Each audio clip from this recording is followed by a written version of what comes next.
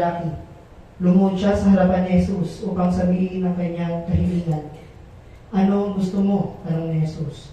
Sumagot siya, kapag naghahali na po kayo, paupuin ninyo sa inyong tabi ang dalawa kong anak, isa sa kanan at isa sa kaliwa. Hindi ninyo alam ang inyong hinihingi, sabi ni Jesus sa kanila. Kaya ba ninyong tiisin ang hirap na malapit kong danasin? Oo, tugon nila. Verse 23, at sinabi ni Jesus, daranasin nga ninyo ang hirap na titiisin ko, ngunit wala sa akin ang pagpapasya kung sino ang maupo sa aking kanan at sa aking kaliwa. Ang mga upuang iyo'y para sa pinaglalaanan ng aking ama. Nang maring dito ng 10 kalagad, naghalit sila sa magkapatid. Dahil dito, pinalapit ni Jesus ang kanyang mga alagad at sinabi sa kanila, Alam ninyo na ang mga pinuno ng mga hintil ay tinataas ang kanilang sarili bilang Panginoon sa kanila. At ang kagustuhan ng nasa kapangyarihan ng siyang nasusunod. Hindi ganyan ang dapat pumairal sa inyo. Sa halip, kung nais ninyong maging dakila, dapat kayong maging lingkod sa iba. Kung sino man sa inyo ang nagnanais maging una ay dapat maging alipin ninyo, sapagkat maging ang anak ng tao ay naparito upang paglingkuran, hindi upang maglingkod at ialay ang kanyang buhay. Hindi upang ialay ang kanyang buhay. Hindi upang maglingkod at ialay ang kanyang buhay sa ikatatubos ng marami. Pagpalain po tayo sa pagbabasa sa salita. Ngayon po tayo makaupo sa presensya ng Panginoon.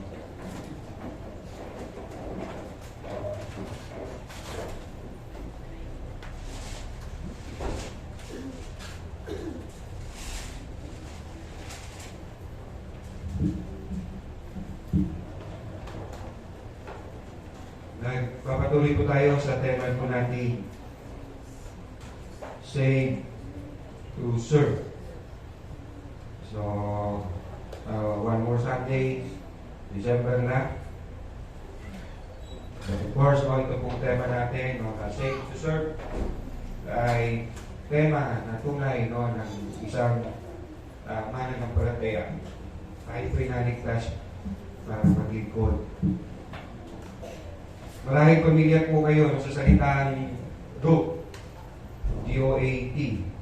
I don't mean yung kambing, kundi acronym na ginagamit na tumutukoy po sa greatest of all time. Greatest of all time. Sa basketball, sa boxing, sa iba't ibang larangan ng sports, at maraming meron din sa larangan ng politika. So, pinapangalanan o tinutukoy na greatest of all time. Halimbawa sa basketball, ay kinikilala pa rin si Michael Jordan. So boxing, nandiyan pa rin ang pangalan Muhammad Ali. At most probably, ito ang hinahangad ng tao. If not, ng lahat ng tao. Sa classroom, may mga naghahangad. Sa classroom, isang estudyante, naghahangad na to be the GOAT. At least, doon sa group niya, siya ang pinaka-the best o pinaka-great. Marahil meron din po sa pagitan ng mga magkakapatid, sa pamilya, meron competition. Pinagnanais na siya ang pinaka-greatest of all magkakapatid. I hope, hindi sa mga mananampalataya. Hindi tayo naghahangad to be the greatest of all. Like dreaming to be the best leader among the rest, or best song leader, or best deacon, or best chairman, or co-chairman, or best pastor, or whatever. Yes, ang natin pag-usahin ang ating pong pagganap sa ating pong paglilingkod. At sa hangarin natin pong pag-usahin ang ating paglilingkod, not to be great, but for the glory of God. Can you say Amen? Amen. Remember si John the Baptist. Maraming nag-aakala na siya ang Jesus, na siya ang Kristo. Even Jesus, inakala na siya si John the Baptist. At look at Matthew chapter 11, mula po sa bibig ng Panginoong Jesus, sa Matthew 11 verse 11, sa unang bahagi. Tandaan ninyo, higit na dakila si Juan na taga-bautismo kaysa sino mang isinilang sa daigdig. No? What a commendation, ika nga. Coming from the very mouth of the Lord Jesus Christ, saying na walang higit na dakila kaysa kay John the Baptist. And yet, si John the Baptist, sabi po niya sa John chapter 3, sa kanyang mga alagad, at higit sa mga tao nag-aakala na siya ang Kristo, wika niya sa John chapter 3 verse 30, dapat siyang maitaas, referring kay Jesus, at ako na may maibaba. So, walang buwang sa kanya yung pagmamalaki. No, hindi niya sinabi doon sa mga tao nag-aakala na siya ang Kristo. Well, marahil narinig nyo na sinabi ni Jesus, walang higit na dakila kaysa sa akin. Pero ang sagot niya ay dapat siyang maitaas, referring kay Jesus, at ako na may baba. Now, tingnan po natin ang ating pong text again sa Matthew chapter 20, simula po verse 20 hanggang 28. No, ito po ay disperas, no, ng last week of Jesus. O mas alam natin Semana Santa o Holy Week. Bago ang text natin, no, from verse 20, no, kung titignan niyo po yung Bible, especially verse 17 and 19, at mapapansin niyo mayroong subtitle yan. Bago po ang text natin ay binanggit na ni Jesus sa pangatlong pagkakataon ang tungkol sa kanyang kamatayan. Again, if you have your Bible, may title yan ay Ikatlong Pagpapahayag ni Jesus tungkol sa kanyang kamatayan. Pagkatapos nang sabihin ito, so sa 12, here in our text, simula verse 20, mayroong lumapit na dalawa mula sa 12, at pinangalanan ko si James at si John, o mga anak ni Zebedee. Ano po naging sadya po nila sa Panginoong Jesus? Again, sabi ko ng verse 20, lumapit ni Jesus ang asawa ni Zebedeo kasama ang dalawa niyang anak na lalaki. Lumuhod siya sa harapan ni Jesus upang sabihin ang kanyang kahilingan. Anong gusto mo? Tanong ni Jesus. Sumagot siya, kapag naghahari na po kayo, paupuin ninyo sa inyong tabi ang dalawa kong anak, isa sa kanan at isa sa kaliwa. So here is, no, the mother of James and John, lumapit kay Jesus, no, nang nakaluhod, and asking, Lord, pag naghari na kayo, pakilagay niyo naman sa kanan at sa kaliwa ang aking mga anak, no, si James and John. Sabi po ng isang mangangaral, no, ito ang pinaka-selfish prayer o pinaka-self-centered na panalangin. Na ang kanyang panalangin, no, sa Panginoon, no, may paluhod-luhod pa, Lord, lagay mo sa kanan sa kaliwa ang aking mga kapatid, ang aking mga anak, si Santiago at Juan, kapag ikaw ay naghari na. Remember, ano sabi ko ng James chapter 4, James chapter 4 verse 3, Santiago kabanatang 4:3, at humingi man kayo, wala rin kayong natatanggap. Why? Dahil hindi tama ang inyong layunin. Humihingi kayo upang mapagbigyan ang inyong kalayawan. James chapter 4 verse 3. Humihingi nga kayo, pero hindi kayo tumatanggap kasi humihingi kayo dahil mali o hindi tama ang inyong layunin. Humihingi kayo upang mapagbigyan ang inyong kalayawan. Verse 22 sa ating text, tingnan niyo po ang naging tugon ng Panginoong Jesus na sa nanay po ni James and John. Verse 22, hindi ninyo nalalaman ang inyong hinihingi, sabi ni Jesus sa kanila. Tumugon ko si Jesus sa dalawa, kay James and John. Kaya ba ninyong tiisin ang hirap ng malapit ko nang danasin? Pansinin niyo po ang sagot po ng Panginoong Jesus. Hindi po niya sinabing, kapal naman ng mukha niyo. Or like, grabe kayo. No, kasasabi ko lang sa inyo sa pangatlong pagkakataon, nahuhulihin ako, pahihirapan ako, papatipapa ako sa krus, and then ito kayo.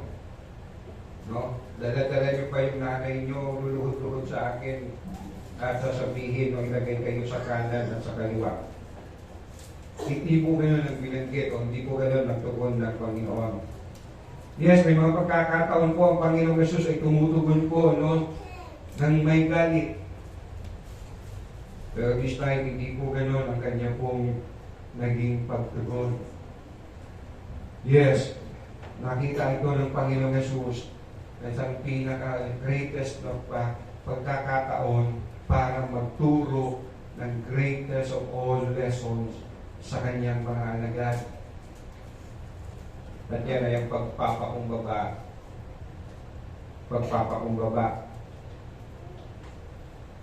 Again, may pagkakataon ng Panginoong Jesus ay nagagalit. Pero ginamit ito ng pagkakataon ito para magturo ng greatest lesson they could never learn, ang paglilingkod ng may kapakumbabaan. I think mga parents, no, kapwa ko mga magulang o mga nakakatandang kapatid, and even to myself, and to Pastor Abe, and to all of us, no, na pag meron pong pagkakataon na tayo po ay makapagturo sa ating pong mga anak o sa nakakabata sa atin, ay gawin natin. Hindi po lagi po, no, kailangan ng pagtuturo ang sagot ay pagkagalit. Katulad ng Panginoong Jesus, I believe, no, He has all the reason na para magalit. Naman, kasasabi ko lang sa inyo na uhulihin ako, itatatwa ako, no, ipapako ako sa krus. Tapos ito kayo, ang concern ninyo, sino ilalagay ko sa kanang kaliwa. Ito, pwede nyo naman sabihin, Lord, gusto po kayo, carry po ba? May pagdadaanan po ninyo. Wala ganun. Kung they were asking na ilagay sila sa kanan o sa kaliwa. Again, sinabi ni Lord, grabe kayo, ang kapal ng mukha nyo, no? O ang yabang nyo, o sa demonyo yan. Bagamat yes, si Lord, no, sinabihan niya si Peter, nung sinabi ni Peter na hindi po pwede mangyari sa iyo yan, sabi ni Lord sa kanya, Satan, get away from me, kung lumayo ka sa akin. But again, no, ginawa ito ng Panginoong Jesus sa pagkakataon, as He is the greatest teacher of all time, na ituro ang tungkol sa pagpapakumbaba o paglilingkod. Verse 22, hindi ninyo nalalaman ang inyong hinihingi, sabi sa kanila ni Jesus. Again, mula sa Panginoong Jesus, no, nakababatid ng lahat ng kalooban, ng isip, ng tao. Sabi ni John chapter 2, 24-25, ang sagot ng Lord sa kanila, hindi niyo nalalaman ang inyong hinihingi. Again, ang hinihingi nila, nilagay sila sa kanan at sa kaliwa ng Panginoon sa kanyang paghahari. Ano pong ibig niya sabihin? Ang ibig niya sabihin, mali ang iniisip ninyo, James and John. Mali ang hinahangad ninyo, James and John. Wala kayong tamang kaalaman o pag-unawa sa inyong hinihiling, James and John. Gano'n tayo po kahanda mapagsabihan ng gaya ng ganito? Handa ba tayong magpatuwid? Handa ba tayong tumanggap, no, na masabihan tayo ng mali, wala kang alam, hindi mo nauunawaan ang iyong iniisip, ang iyong sinasabi? Hindi po ba naturally sa ating pong tao na hindi ganun kadali at tumanggap ng rejection, hindi tumanggap ng pagtutuwid? Marahil hindi tayo nagre-react outside, no? Hindi papakita, ini-express ang ating pong reaction, pero deep inside, nagre-revert yung kalooban natin.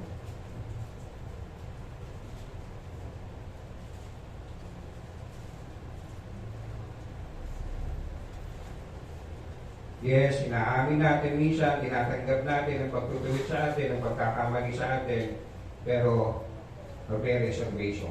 Pero sa isip natin, at the back of our mind, we want to justify yung ating ginawa. We reason. Anong hindi nalalaman ni Santiago at Juan? Ang inaakala nila ang Jesus, na si Jesus ay hari na mag-aalis sa Israel sa ilalim kapangyarihan ng Roma.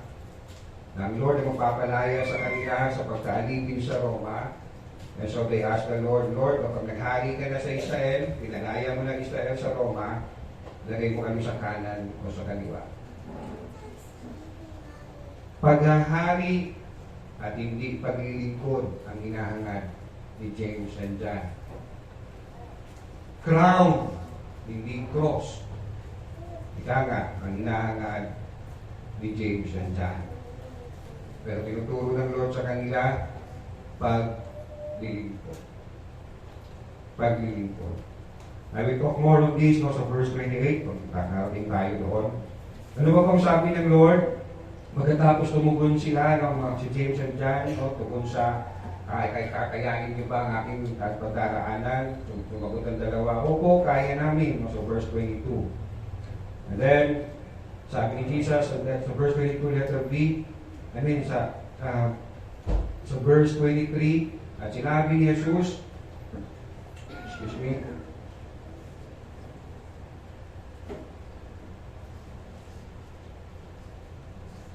at sinabi ni Jesus, daranasin nga ninyo ang hirap na titiisin ko. Ngunit wala sa akin ang pagpapasya kung sino mauupo sa aking kanan at sa aking kaliwa. Ang mga upuang iyo'y para sa pinaglaanan ng aking Ama. Pansinin mo natin yung unang bahagi ng kanyang sagot sa verse 23. Daranasin nga ninyo ang hirap na titiisin ko. Hindi po niya sinabing kakayanin ninyo, kundi sinabing kaya nga ninyo ang daranasin ko, kundi ang sabi niya, daranasin nga ninyo ang hirap na titiisin ko. Hindi nila kakayanin, kundi daranasin, at yes, kakayanin nila, hindi sa ganang kanila, kundi sa tulong ng Panginoon. Remember the prayer of Jesus, basahin ko lamang po bahagi ng panalangin ng Panginoon. Sa John chapter 17, ang panalangin ito, no, kung hindi niyo po nababasa, please read, and you will see, no, hindi lang niya pinanalangin ng mga alagad, ng mga apostol, kundi pinanalangin niya ang lahat ng sasampalataya sa pamamagitan ng pangangaral ng mga apostol. In other words, Jesus prayed for you. Ang Panginoon Jesus ay nanalangin para sa iyo. Again, mag-uwi niyo, pakibasa po ninyo in John chapter 17. Let me read, no, verse 15 ng John 17. Hindi ko idinadalangin kunin mo sila sa sanlibutan, kundi iligtas mo sila sa masama. Without the prayer of the Lord Jesus Christ, without the power of the Holy Spirit, hindi po kakayanin ng mga alagad, ng mga apostol, ang dinanas nilang mga pagtitiis at hirap. Sabi siya, amen? Verse 24, Ama, sila na binigay mo sa akin ay nais kong makasama sa kinaroroonan ko upang mapagmasdan nila ang kalwalatiang ibinigay mo sa akin sapagkat minahal mo na ako bago pa nilikha ang daigdig. Kaya nila kinaya because the Lord Jesus prayed for them. Yan din ang sabi ni Lord kay Peter. Sinabi sa akin ni Satan, nasusubukin ka pero pinanalangin kita, kaya pagbalik mo, palakasin mo ang mga mananampalataya. And so, si Peter, yes, he denied Jesus 3 times, pero nagawa niya bumalik sa Panginoon dahil sa biyaya at tulong ng Panginoon. Daranasin nga ninyo ang hirap na titiisin ko. This is not to say na yung hirap na nangyari sa Panginoong Jesus, nakabayaran ng kasalanan natin ay ang sumpa ng Diyos, ang impyerno. Hindi po ibig sabihin na ganyan bilang naranasan ng mga alagad, kundi ang naranasan ng mga alagad na naranasan din ng Panginoong Jesus ay ang mga pag-uusig bilang mananampalataya. Probably you know, si Santiago, na siya ang kauna-unahang apostol, na martir. The first martyr is Stephen, no? Pero sa apostol, no? Sa 12 apostol, si James ang unang martir. Sa Acts chapter 12, pinugutan siya ng ulo sa utos ni Haring Herodes. Si John, no? Sumulat mo ng Gospel of John, 1st, 2nd, 3rd John, and the last book ng Biblia. Sabi sa history, pinuhusan siya ng kumukulong langis. Imagine that. Si Apostle John, binuhusan ng kumukulong langis, pero hindi siya namatay. Siya ay namatay sa katandaan na lamang while he was exiled in Patmos, kung saan doon niya po, doon po pinakita, pinahayag ng Panginoon ng pangitain, kaya niya sulat ng bukong Revelation of the last book. So yes, dumanas nga sila ng mga pag-uusig, dumanas nga sila ng mga paghihirap, but yes, napagtagumpayan niya at nila ito, hindi sa ganang kanila, kundi sa tulong ng Panginoon. Now, verse 24. Verse 24, nang marinig ito ng 10 alagad, nagalit sila sa magkakapatid o sa magkapatid. So, marinig itong 10, nalaman nila, itong dalawa, kasama pa ang nanay, ang inihiling na ilagay sila sa kanan ng kaliwa, o kapag naghari na si Lord sa Israel, nang malaman nila, nagalit sila sa magkapatid. Hindi natin masyadong makita, maramdaman yung bigat ng galit nung 10, sa dalawa. Pero yung salita po ditong nagalit ay the same na salita na ginamit doon sa Panginoon, kung saan ang Panginoon Jesus ay nagalit din sa mga alagad nang sawayin nila yung mga batang lumalapit sa Panginoon Jesus. We can read in Mark chapter 10. Na ang salita pong ginamit, again, dito sa verse 24, nagalit sila sa mga kapatid. Yung word na nagalit, translated sa Tagalog na nagalit, ay the same word ang ginamit sa Mark chapter 10, kung saan ang Panginoong Jesus ay nagalit sa mga alagad dahil sinasaway nila yung mga batang lumalapit sa Panginoong Jesus. Na sa Greek, ang ginamit po ng salita ay aganakteo. Compound word. Agan means much, akteo means grief. Ibig sabihin, talagang nananangis na galit. Sino-sino yung naranasan ng magalit ng umiiyak? Di ba? Merong tears of joy, merong tears of anger. Yun yung expression ng 10. Galit na galit sila doon sa dalawa. Sa ginawa ng dalawa na humiling, nailagay niyo po kami sa kanang kaliwa. Again, the same response o feelings na naging response ng Panginoong Jesus sa ginawa ng mga alagad ng kanilang itaboy yung mga bata at yung mga magulang na may daladalang mga bata na inilalapit sa Panginoon.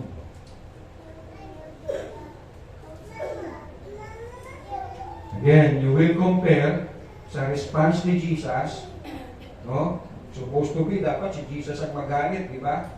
Ang ganung galit. Again, kasasabi ko lang sa inyo, itong mangyayari sa akin sa pangatlong pagkakataon, mamamatay ko, ipapako ako sa krus, pero ito kayo lumalapit kayo sa akin, asking, ilagay mo ko sa kanang kaliwa. Pero hindi siya nagalit, kundi ginawa niya yung pagkakataon na yun, naturuan ng mga alagad niya about magpapakumbaba, about paglilipod. Pero yung 10, nung malaman, galit na galit sila. Yes, of course, ang Lord ay nagagalit. Can you say amen? In fact, ang Lord ay nagagalit araw-araw. Remember, kung nakikita ninyo yung 7-Eleven, what reminds you? Tignan yung awit 7-Eleven. Awit 7-Eleven. So maybe some of you, kapag nakakakita ng 7-Eleven, ang naiisip siopaw, o naiisip ninyo ay, ano yun, yung I don't know what it's floor, surfing, slurpee, whatsoever. May kulay yellow, may kulay red. Awit 7-Eleven, maganda rin ito maging paalala sa atin whenever we see 7-Eleven. Awit 7-Eleven, ang Diyos ay isang hukom na makatarungan at nagpaparusa sa masama sa bawat araw. Sa ESV, God is a righteous judge and a God who feels indignation every day. Galit si Lord araw-araw sa masama. Bakit siya galit na galit? Because He is holy. He is righteous. Pero yung mga alagad na ito, nagalit na galit pagkatapos silang malaman yung dalawa sa kanilang hiling. Let's look at Luke chapter 22. Lucas Kabanatang 22. Sorry kasi late ko na ipasa kay Pastor Abby yung aking PowerPoint.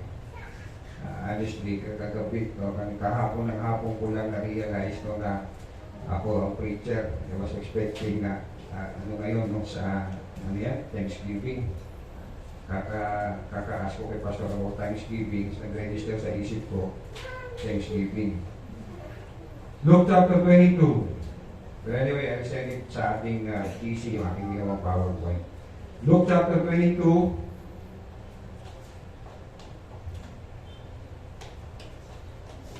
Verse 24 na lang babasahin natin.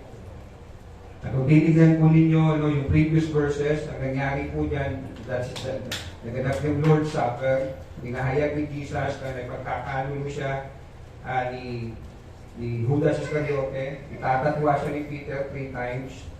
Pero tignan nyo, that very night, nung gabi na ito na sinabi niya, ang mga bagay na ito, maghihirap ako, papatayin ako, ipagkakalulo niyo ako, itatatwa niyo ako, magsisiyalisan kayo. Anong naging pagkakalo-talo nila? Verse 24 ng Luke 22. Nagtalo-talo rin ang mga alagahan. Ano sabi? Kung sino sa kanila ang dapat kilalaning pinakadakila. Diba? O kung pastor nito, talagang iluwagan ko to. Grabe kayo. No?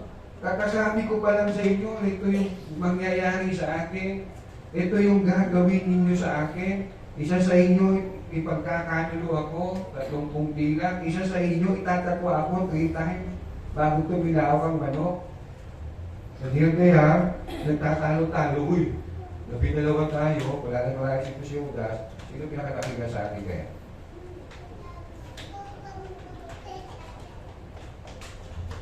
Nagpo-competition sila.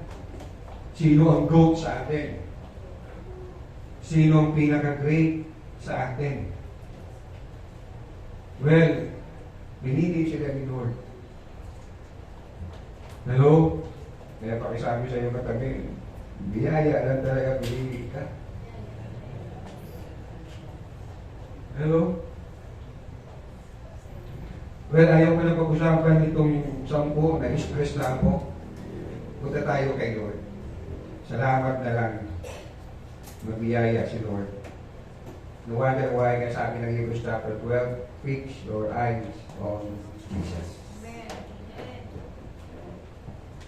Ituon natin ang ating paningin kay Jesus.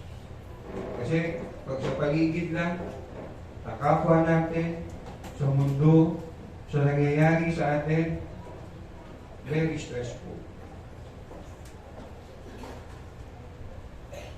Kapag ang tingin lang natin sa mundo, sa mga pansamantalang bagay, hindi talaga tayo makakasumpong ng totoong kapayapaan, ng totoong kagalakan, ng totoong pag-asa. So, salamat. Sabi ng Lord, fix your eyes on me.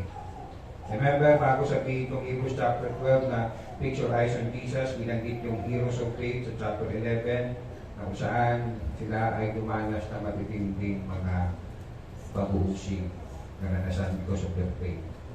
Ang sabi ng Hebrews, you fix your eyes on Jesus. Si Jesus marahil, habang nakikita niya ang katigasan ng ulo ng kanyang mga alagad, nakatuon lang siya sa Ama. Ama, ito yung assignment ko, so I will do it. Ano sabi ni Paul with all the suffering na dinanas niya? Let's read 2 Corinthians chapter 4. Nandisa ko na rin itong binahagi sa inyo. Pangalawang Korinto, Kabanatang 4. 2 Corinthians chapter 4, simula verse 16 hanggang 18.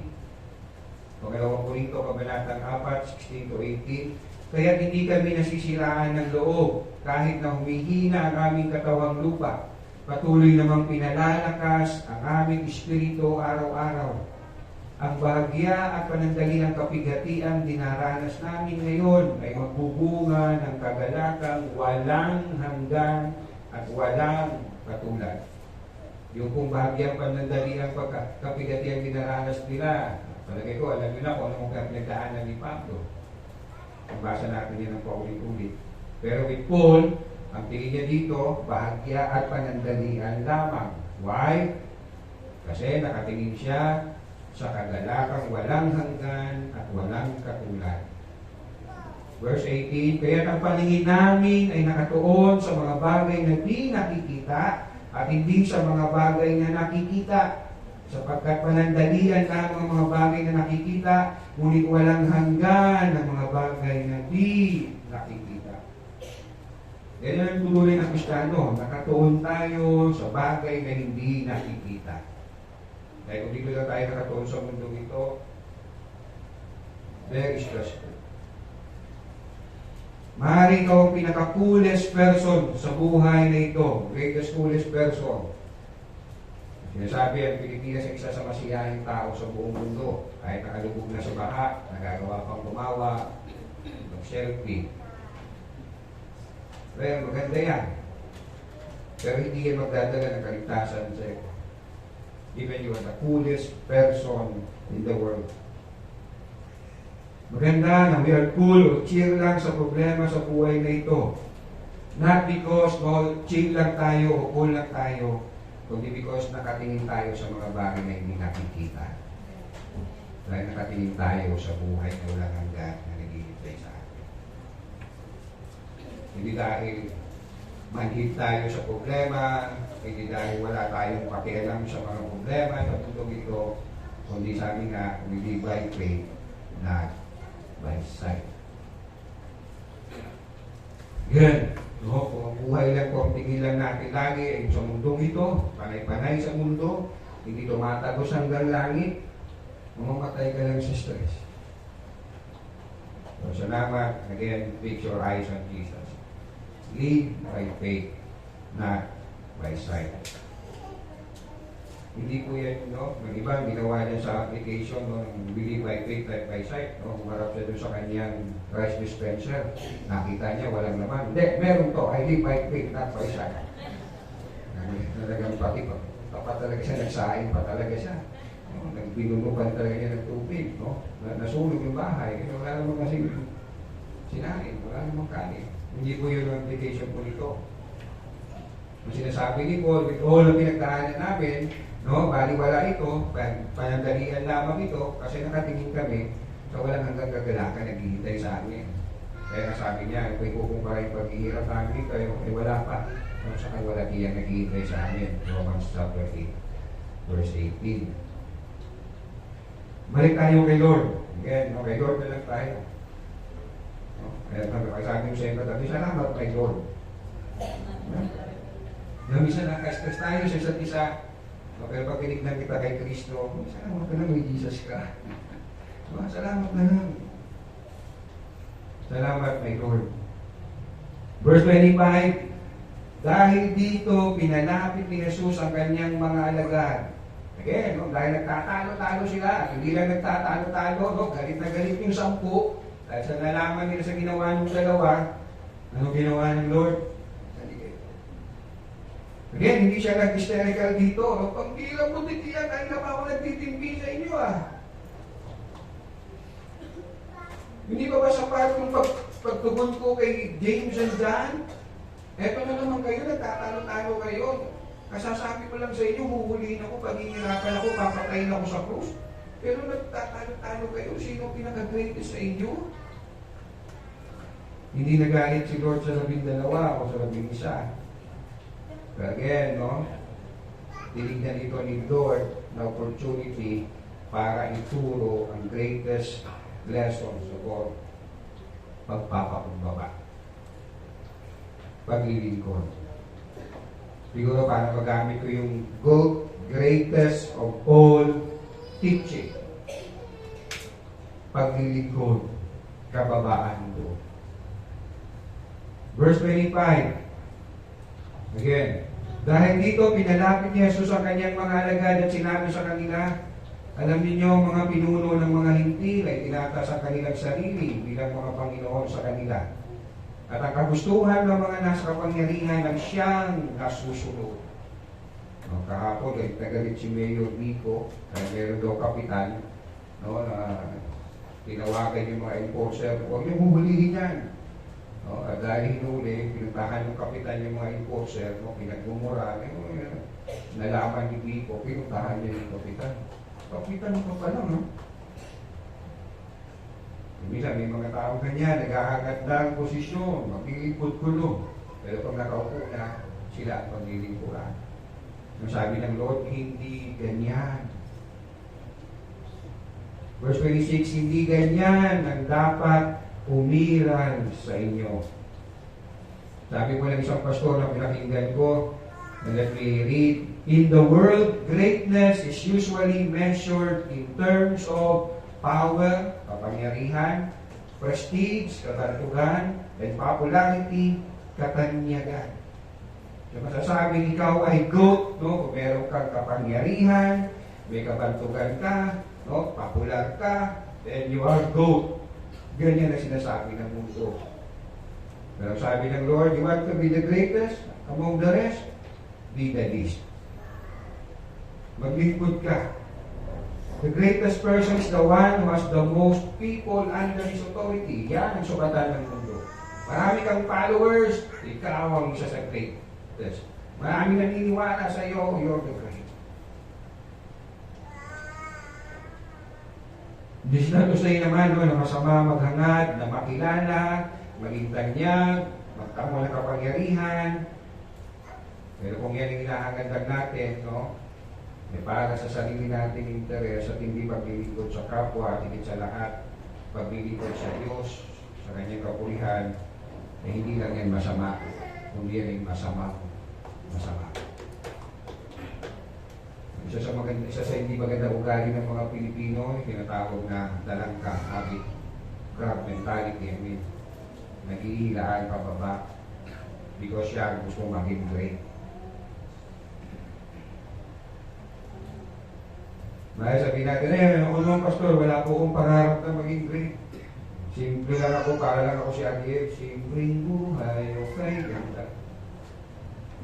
Simple lang, gusto ko lang makakain 3 times a day. I'm good, I'm fine. Well, kung hanggang dyan lang ang pangarap mo, palagay ko hindi yan na lalayo, no, sa mga pangarap na want to be great, no, na walang pagkilala sa Panginoon.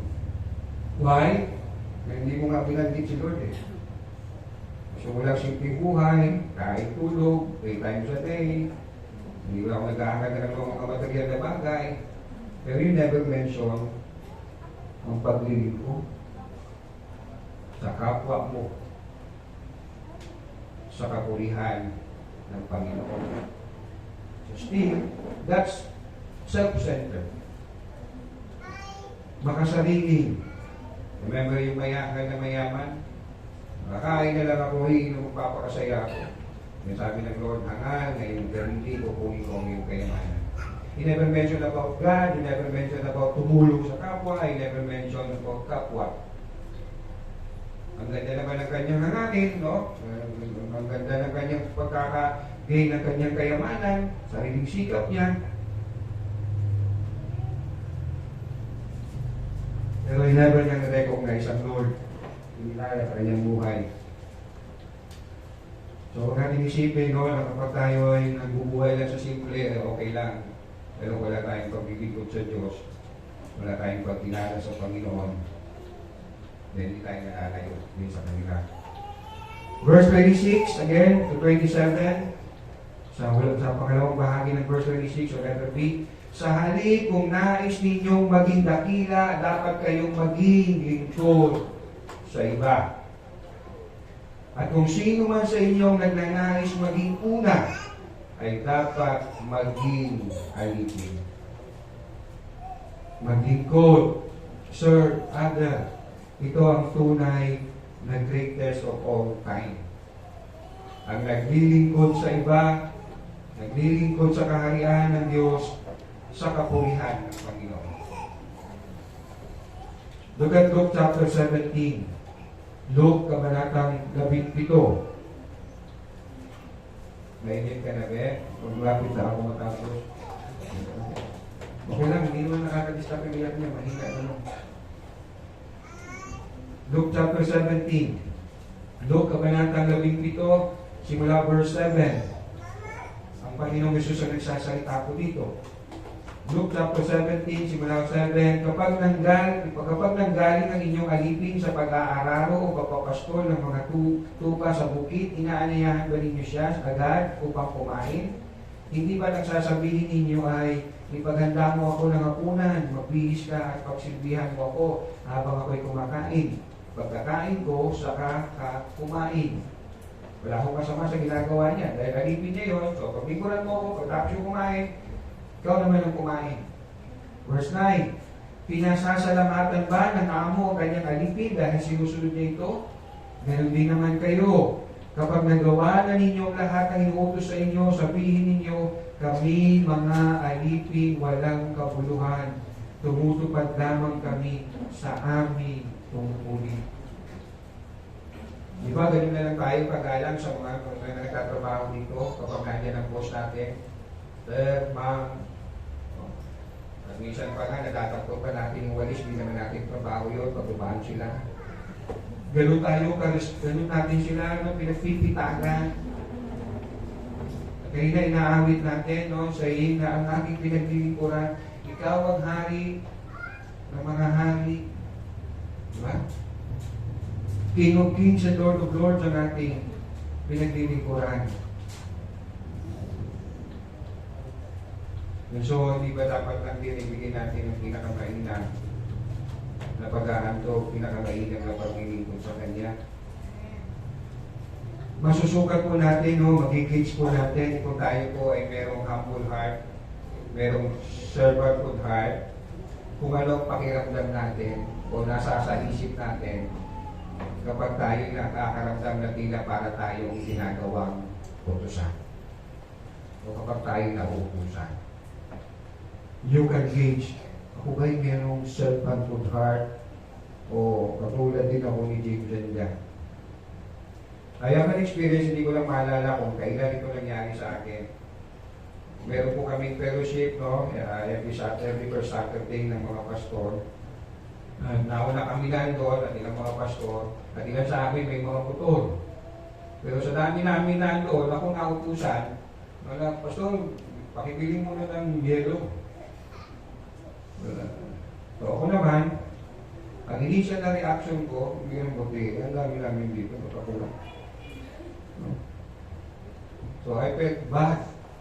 I felt parang, kasi naka-short lang ako, bulok ang motor ko, kaya kayo, 4 wheels, kaya ako utusan nyo. Pero habang nagmumotor ako, going to 7-Eleven para bumili, naisip-isip ko, nagkakasala ako na pagmamalaki. Pare-pareho naman kami pastor doon eh. So again, you can gauge yung inyong sarili, yung inyong puso, if you have that servanthood heart, o kapag nauutusan tayo, o kapag halimbawa, no, lahat nakaupo, ikaw lang ang gumagawa. Hawak at mga anak dito, pag nautusan kayo ng magulang ninyo, how do you feel? Do you feel like parang, naway-naway na ang nanay ko, natatay ko?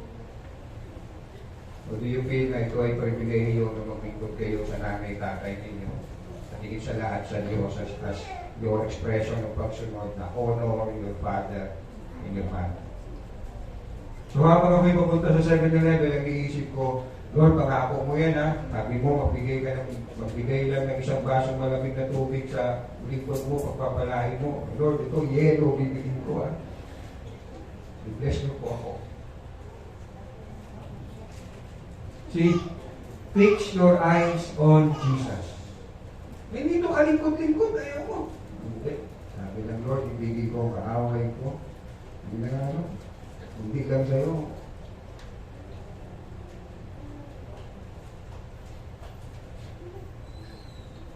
How do you feel kapag ikaw ang nauutusan, kapag ikaw ang taya? Sabi sa akin ni Jen minsan, no? Bigyan mo si Elder Ray kayo, bukas ng bukas. Sabi ko, ano kaya pakiramdam ni Elder Ray kayo? Siya nagbubukas. Excuse me ha, hindi ibig sabihin naging Elder, pero bukas na lang bigyan ng mga Elder ha. But of course, kung ginagawa niya, hindi ba lang masaya, paglilingkod sa ating kapatiran, praise the Lord. Now, verse 28, and here I will end. Alam naman niya, kung sinabi kong here I will end, mga 10 minutes pa. Verse 28, sapagkat, si Jesus nagsasalita, sapagkat maging ang anak ng tao ay naparito, hindi upang paglingkuran, kundi upang maglingkod, at ialay ang kanyang buhay, isa'y katutubos ng marami. Last 2 points I want to share dito po sa verse 28. Una, the greatest of all time, the Son of Man. The greatest of all time, the Son of Man. Kaya sabi ng verse 28, sapagkat maging ang anak ng tao. You will observe sa yung Bible, no, maraming pagtawag kay Jesus, o Rabbi, o Teacher, Lord, Son of God. And yes, paboritong gamitin ni Jesus, you will observe yung Son of Man. Son of Man. At sa tatlong pagkakataon na ginamit niya ang Son of Man, ginamit niya ito to tell people about His being God. Kanyang pagiging Diyos. Kaya sabi ng iba, well, in the Bible na talagang direct na sinabi ni Jesus, I am God.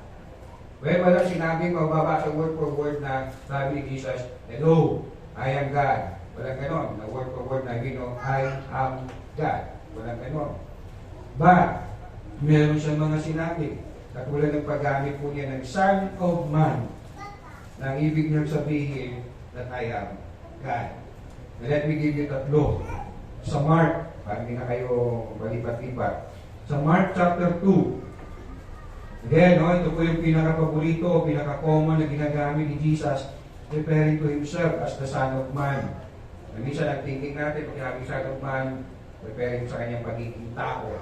Well, actually, kabaliktaran. It's about His deity, o divinity, o kanyang pagiging Diyos. Mark chapter 2, verse 6 and 7. Saan dito po pangyayari, meron po siyang pinagaling, no, yung inakyat ng 4 na magkakaibigan, pinaan sa bubong.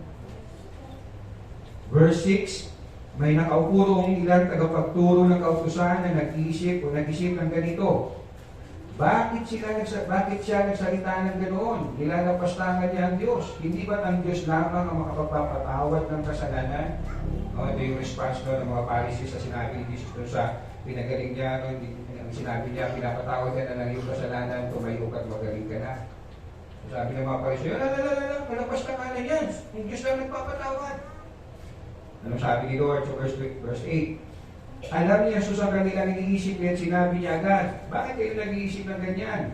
Alin ba ang mas madali? Ang sabihin sa paralitiko, pinapatawad ang mga kasalanan mo, o ang sabihin tumayo ka at pipitin mo ang iyong higaan at umakad ka? Verse 10, ngunit upang malaman ninyo na ang anak ng tao sa labal ay may kapangyarihan dito sa lupa magpatawad ng mga kasalanan. Tama yung sinabi ng mga Pariseo. It's only God that forgives. At sinigundahan pa ni Jesus. I tell you, I am the Son of Man, and I have authority to forgive sin, because I am God. Sa chapter 2 pa rin,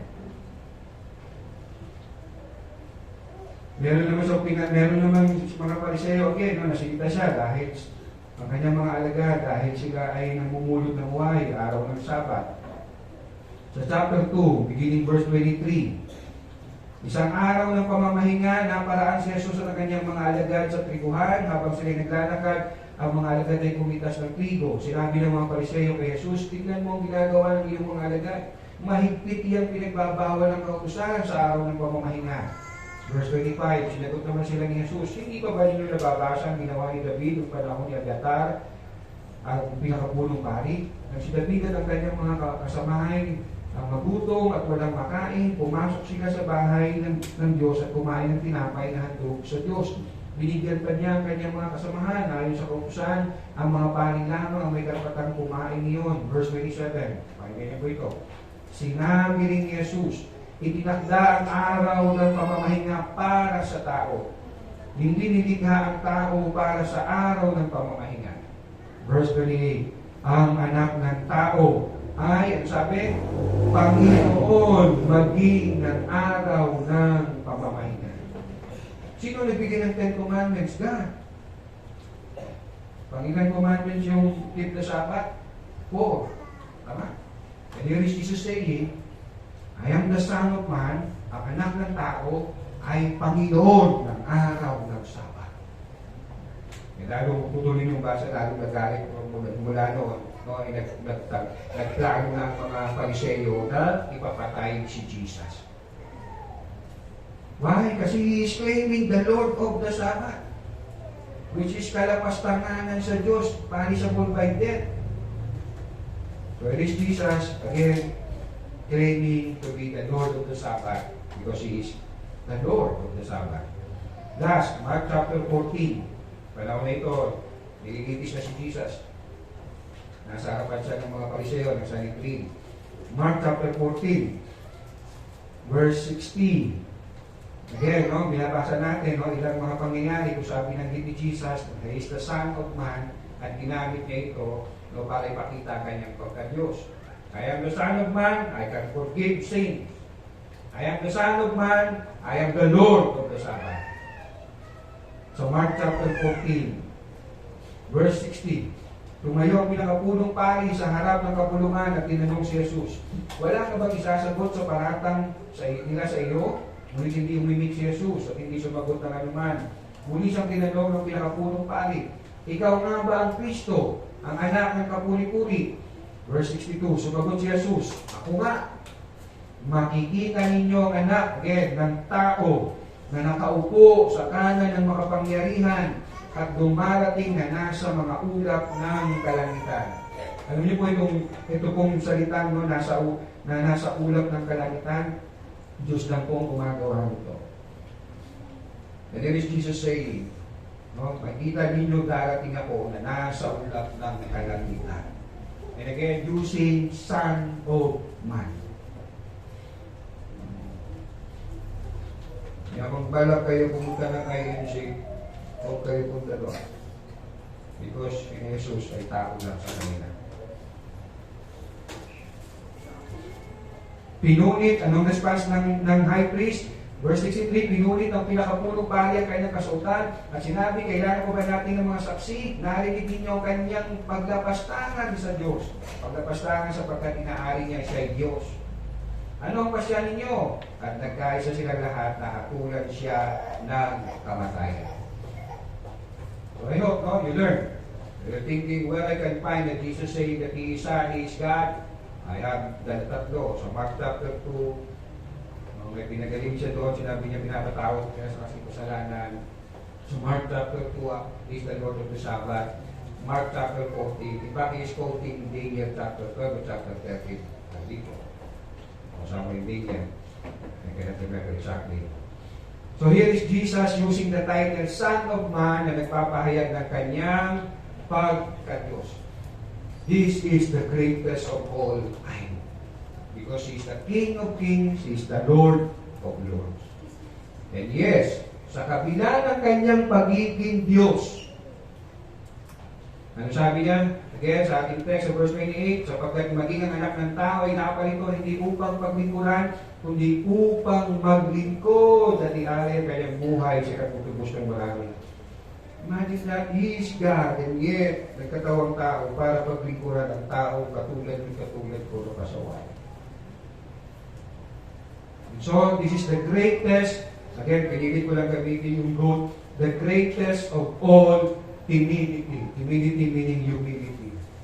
Or act of humility. Siya na bagamat ay Diyos, hindi naring kapantay ng Diyos, nagpakababa na ganyang tao, na ganyang kalipin. Para kanino? Para sa iyo, para sa akin, ay isang makasalanan. Isa ito sa paborito at pinakagusto kong talata sa Biblia ng Philippians chapter 2. Let me give you 3 reasons. Tatlong R. 1, because ito nagbigay sa akin ng redemption. Kaligtasan. 2, this reminds me of His act of humility. Kaya na pagkamatay Diyos ay hinaring kapantay ng Diyos ng katawang tao. 3, this restrains me or keep me from boasting, o maging proud, o maging mayabang. Again, let me repeat. Again. No? Philippians chapter 2, babasahin natin as we will end. 1, that it gives me the redemption, kaligtasan. 2, this reminds me of His act of humility. And 3, this restrains me or keep me from boasting or being proud. Tumayan natin, Philippians chapter 2. And if you have your Bible, pag nakita niyo na po, tayo po tayong lahat sa ating pagbasa. Philippians chapter 2. Babasahin natin na simula po verse 5.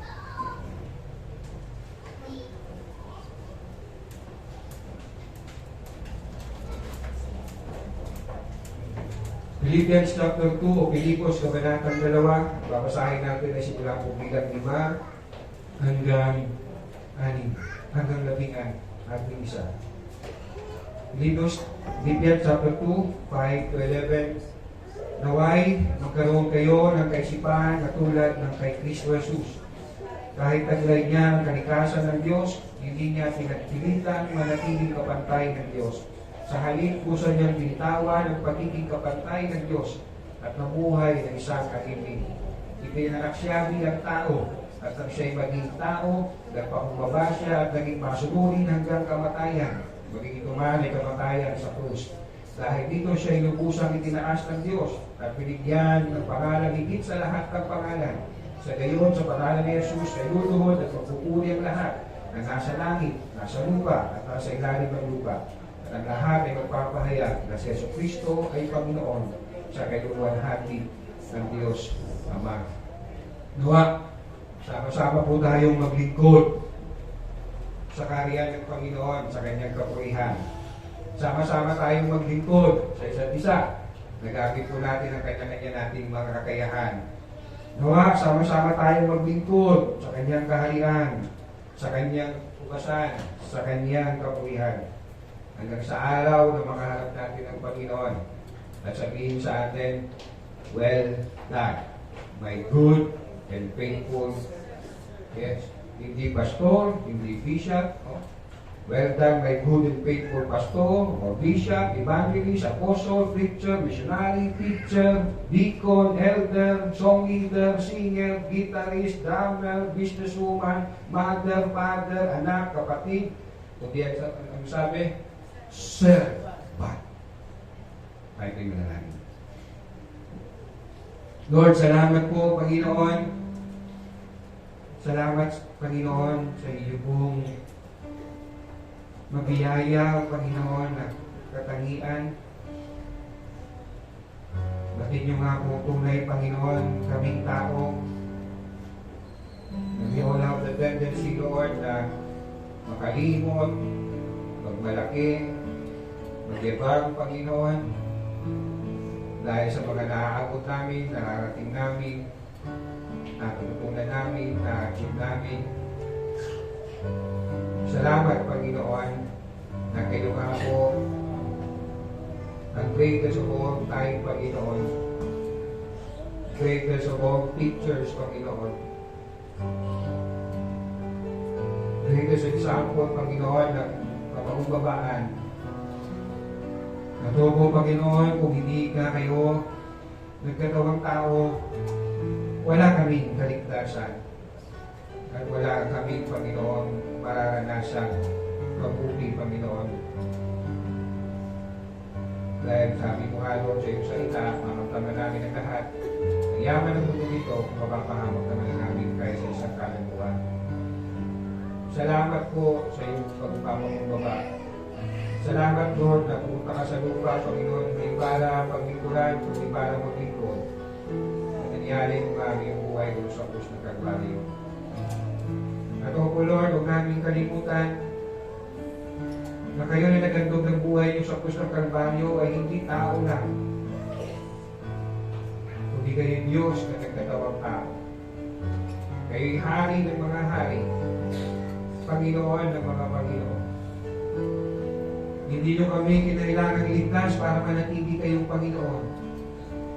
Hindi nyo kami kinailangan iligtas kahabagan, Panginoon, para kayo na manatili, Panginoon, nasa iyong trono. Pero dahil sa dakilang pag-ibig mo sa aming makasalanan, kayo ay nagpakababa, ang ganyang tao mo kami maabot, at maging tagapamagitan sa amin sa Diyos Ama. Dahil hindi ko kami makakalapit sa Kanya, dahil kami makasalanan.